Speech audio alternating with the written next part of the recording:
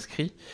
Je laisse la parole à Sophie Panonacle.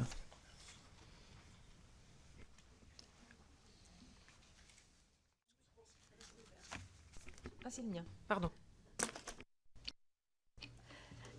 Merci, Monsieur le Président. Madame la Ministre, les besoins en eau ont considérablement augmenté tant dans l'agriculture que dans l'industrie. Il en est de même chez les particuliers. Toutes les études annoncent une progression de la demande de 10 à 12% dans les 20 prochaines années. La réponse dans l'urgence aux canicules consiste effectivement à enclencher, comme cet été, le principe de restriction dans le but d'éviter la pénurie d'eau. Mais n'est-il pas mieux de répondre par anticipation au problème de la gestion de la ressource en eau potable ? Dans cet esprit, la loi économie circulaire du 10 février 2020 a inscrit plusieurs dispositions visant à encourager la réutilisation des eaux non conventionnelles. L'article 70 de la loi prévoit pour les constructions nouvelles qu'un décret détermine à partir de 2023 les exigences de limitation de consommation d'eau potable dans le respect des contraintes sanitaires, notamment s'agissant des dispositifs de récupération des eaux de pluie. Je vous remercie donc Madame la Ministre de nous en dire plus sur le contenu de ce décret qui n'attend plus que votre signature, et je vous attends avec plaisir sur la commune de Mioz pour rencontrer l'entreprise Kipopluie de récupération d'eau de pluie. Merci. Merci, cher collègue, la parole.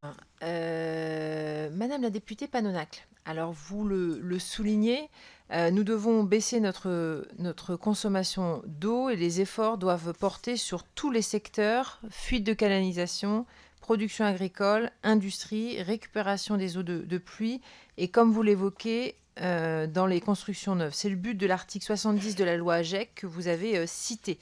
Les déclinaisons réglementaires de cette disposition nécessitent des travaux préparatoires actuellement en cours. Il faut trouver l'équilibre entre sobriété pour l'usage de l'eau potable et coût de la construction du secteur logement. La concertation des acteurs va prochainement démarrer pour une publication et une mise en application en 2023 de ces nouvelles obligations en termes de limitation de la consommation d'eau potable pour les constructions nouvelles. Et le Centre scientifique et technique du bâtiment et le CEREMA travaillent actuellement à l'élaboration d'une proposition de mode de calcul, donc une nouvelle méthode de calcul réglementaire de ces nouvelles normes. Elle sera développée sur le périmètre de la réglementation dite RE 2020. Qui est notre standard pour la performance environnementale des bâtiments. Celle-ci contient déjà dans sa méthode d'analyse de cycle de vie un calcul des consommations d'eau potable, un calcul des apports en eau de pluie et prend déjà en compte quelques systèmes hydroéconomes.